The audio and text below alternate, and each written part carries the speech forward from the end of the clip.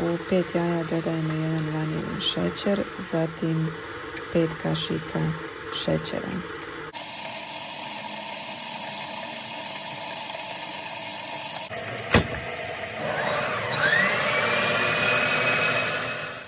Zatim dodajemo šafran.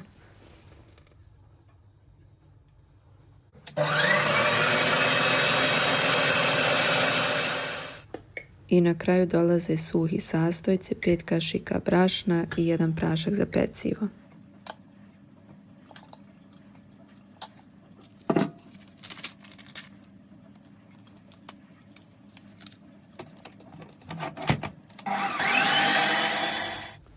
Smjesu za biskvit istresemo u kalup za pečenje i pečemo na 180 stepeni 20 minuta.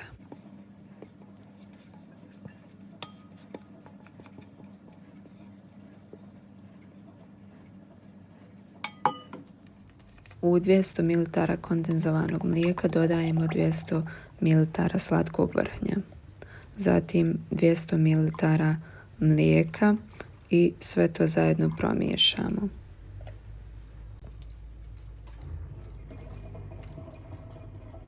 I na kraju i u mlijeko dodajemo šafran. Sve to promiješamo i time ćemo da prelijemo pečeni biskvit.